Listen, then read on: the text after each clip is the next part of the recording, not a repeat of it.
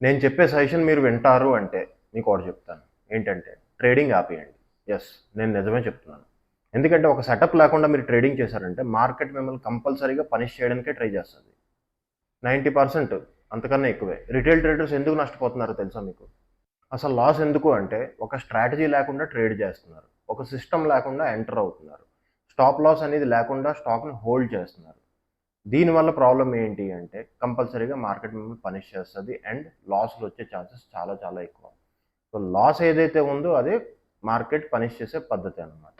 ఎప్పుడైతే మనకు లాసెస్ ఎక్కువైపోతాయో, మన పేషెన్స్ పోతదో మనం ఏం చేస్తామంటే మార్కెట్‌ని బ్లేమ్ చేయడం స్టార్ట్ చేస్తాం. గవర్నమెంట్ బ్లేమ్ చేయడం స్టార్ట్ చేస్తున్నాం. ఈ మధ్య మనం చూస్తున్నాం డైరెక్ట్‌గా ఫైనాన్స్ మినిస్టర్‌ని కూడా బ్లేమ్ చేస్తున్నాం. సో, దీనికి కారణం ఏంటి అంటే మెయిన్ మనకు అవగాహన లేకపోవడం. జస్ట్ మన దగ్గర ఒక సిస్టమ్ అనేది సెటప్ అనేది లేకపోవడం అన్నమాట. మనకు లాసెస్ వస్తున్నాయంటే అర్థం ఏంటంటే మార్కెట్ మనకు వ్యతిరేకం అని కానే కాదు. మార్కెట్ ఏదైతే బిహేవియర్ ఉందో, అది చేసే మూవ్‌మెంట్ ఏదో ఉందో దానికి మన మైండ్ సెట్ అవ్వలేదన్నమాట యాక్చువల్లీ. అంటే మన దగ్గర సిస్టమ్ లేదు. మనం దానితోని అలైన్ చేసుకోలేకపోతున్నాం. ఇక్కడ ఒక ఎగ్జాంపుల్ చూద్దాం. స్క్రీన్ మీద చార్ట్ వచ్చింది కదా! సో, ఫస్ట్ బై ఉంది కదా! ఈ ఏరియాలో మీరు కొన్నారు. ఎందుకంటే ప్రైస్ పెరుగుతుంది అని మీరు దాన్ని బై చేశారు. ఏదైనా రికమెండేషన్ అవ్వచ్చు, ఏదైనా అవ్వచ్చు. తర్వాత ఏంటి పైకి వెళ్ళింది కొంచెం మీకు ఒక ప్రాఫిట్ వచ్చిందని అనుకుందాం. తర్వాత ఏమైంది ట్రెండ్ రివర్స్ అయిందన్నమాట. ఈ ఏరియాలో కూడా ఇంకా మీరు హోల్డ్ చేశారు. ఎందుకు చేశారు అంటే మీకు ఒక హోప్ ఉంది. ఇంకా స్టాక్ పైకి వెళ్తాది అనేసి. కానీ ఆ తర్వాత ఆ స్టాక్ కిందకి పడింది.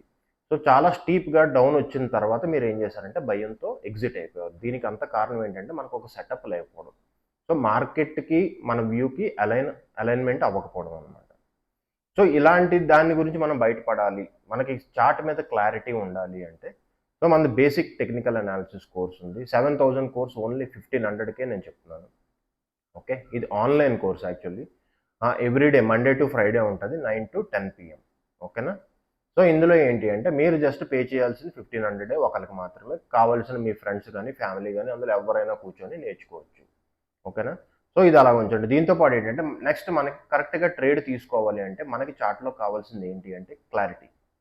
ఎప్పుడైతే మనకి క్లారిటీ చార్ట్ వస్తదో, మనకి రిస్క్ టు రివార్డ్ రేషియో కరెక్ట్‌గా ఉంటదో, సో, బై పొజిషన్ మీరు తీసుకుంటే, ఆ బై పొజిషన్‌లో ఒక సెటప్ కరెక్ట్‌గా వస్తదో, అప్పుడే మనం ఎంటర్ అవ్వాలి. దాన్ని రైడ్ చేయడం కూడా నేర్చుకోవాలన్నమాట. ఇవన్నీ ఈ కోర్స్‌లో ఉంటాయి. ఓకే. నెక్స్ట్ ఇదంతా అయిపోయింది. సో, బేసిక్ టెక్నికల్ అనాలిసిస్ ఎవరైతే నేర్చుకోవాలనుకుంటున్నారో, సో, నాకు మెసేజ్ వాట్సాప్ నంబర్‌కి పింగ్ చేయండి. అండ్ నెక్స్ట్ వచ్చేది ఏంటి అంటే చార్ట్‌లో నిఫ్టీ అనాలిసిస్. ఇందులో 2 కేసెస్ నేను చెప్తాను. సో, మెయిన్ అది మన ఫ్యూచర్‌కి బాగా పనికొస్తదన్నమాట. ఇప్పుడు నిఫ్టీ వీక్లీ చార్ట్‌లో ఉన్నాం. దీన్ని కొంచెం జాగ్రత్తగా చూడండి. ఓకే. ఇది ఆల్రెడీ ముందే చెప్పాను. కానీ మళ్ళీ రిపీట్ చేస్తున్నాననమాట. సో, ఈ ఏరియా మనం ఉన్నాం కదా! 21,700, 800 ఏదైతే ఈ ఏరియా. ఓకే. ఇక్కడ ఏంటి అంటే, ఇక్కడి నుంచి మార్కెట్ రివర్స్ అయ్యి, ఓకే. ఈ ఏరియా కట్ చేసిందాం. ఏదైతే మన 21,700, 800 మధ్యలో. సో, అక్కడ ఏంటంటే మనకు కంప్లీట్ క్లారిటీ వచ్చే అవకాశం చాలా ఎక్కువ ఉందన్నమాట. 90%. ఆ తర్వాత ఏం చేస్తది? మంత్స్‌లో చేస్తదా? ఇయర్స్‌లో కరెక్షన్ చేస్తదా? బౌన్స్ వస్తే ఎంతొస్తది? ఓకేనా? అక్కడ మనకి ఎగ్జాక్ట్ పాయింట్ యాక్చువల్లీ. ఓకే. దీనిలో మధ్యలో ఎందుకు చిన్న డౌట్ వచ్చిందంటే నాకు, ఇక్కడి నుంచి ఏదైతే ఉందో సెప్టెంబర్, అక్టోబర్ 2024 నుంచి ఇక్కడ దాకా కరెక్షన్ అయింది కదా! ఇది ప్రైస్ బేస్ కరెక్షన్ అయితే చాలా అయిపోయింది. మార్కెట్ కంప్లీట్‌లీ ఓవర్ సోల్డ్ అయిపోయింది. ఓకేనా? టెక్నికల్స్ ప్రకారం ఏదైతే మార్కెట్ తిరగాలో ఇక్కడి నుంచి, బుల్ అయిపోవాలో అన్ని కండిషన్స్ కరెక్ట్‌గా ఉన్నాయి. కానీ ఏంటంటే సెట్ కానిది ఏంటి అంటే సైకాలజీ. ఓకేనా? హెవీ రిటైల్ పార్టిసిపేషన్ అదొక్కటే సెట్ అవ్వట్లేదు. ఓకేనా? ఈ కిందకి గాని వస్తే మొత్తం పాయిజన్ అంతా పోద్ది ఇందులో. ఓకే. ఫస్ట్ ఆఫ్ ఆల్ తర్వాత మనకి ఒక మంచి ఐడెంటిఫికేషన్ వస్తది. ట్రెండ్ ఎటువైపు వెళ్ళబోతుంది అనేసి. కాదు నేను ఓవర్ సోల్డ్ అయిపోయాను. మార్కెట్‌కి ఈ ఏరియాలోనే రివర్స్ అయిపోవాలి అనేది ఉండేది అనుకోండి. అక్కడ ఏమవుతది అంటే మెయిన్ ఇదంతా కంప్లీట్ ఒక ఏరియాకొచ్చి కంప్లీట్ కన్సాలిడేషన్ అయిపోయే ఛాన్సెస్ ఉన్నాయన్నమాట. అంటే ఈ ఏరియా కరెక్షన్ వదిలేసి ఇక్కడే కన్సాలిడేషన్ అయిపోతుంది. అది చెప్పలేము ఎంత అవుతదో. ఇయర్ అవ్వచ్చు, 2 ఇయర్స్ అవ్వచ్చు.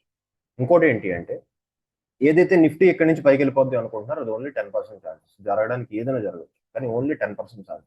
పొరపాటున నిఫ్టీ పైకి వెళ్ళినా సరే మీ పోర్ట్‌ఫోలియోలో మూవ్‌మెంట్ అయితే ఉండదు. నిఫ్టీ పైకి కనబడుతది తప్ప పోర్ట్‌ఫోలియో మూవ్‌మెంట్ ఉండదు.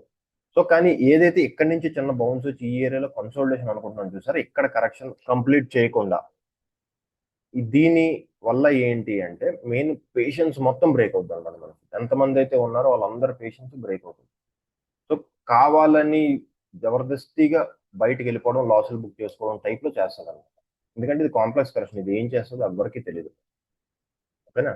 సో మనం అనుకోవాలి ఆల్రెడీ ఇన్ని లాసులు చూసారు, ఇంకొంచెం లాసులు చూసారు అనుకోండి, మనకు ఒక ఐడియా వచ్చేస్తుంది. ఎప్పుడైతే మనం అనుకుంటున్నామో ఈ ఏరియా కరెక్షన్ అయిపోతే చాలా బెటర్, ఎగ్జాక్ట్ గా అవ్వాల్సింది ఇది అవుతుంది అన్నమాట. ఓకేనా? సో నెక్స్ట్ ఏంటి అంటే బ్యాంక్ నిఫ్టీ.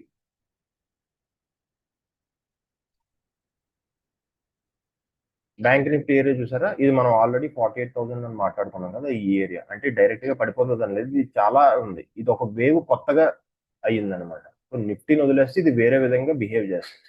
సో దీనికి ఒకేసారి పడిపోవాలని రూల్ అయితే లేదు, కొంచెం స్టాగర్డ్ వేలో కూడా కింద పడవచ్చు. ఓకేనా? ఇది కూడా ఈ ఏరియాకి వస్తే మనకు ఒక డెసిషన్ వచ్చేస్తుంది ఇక్కడ, బ్యాంక్ నిఫ్టీలో ఏం జరుగుతుంది అనేసి. ఓకేనా?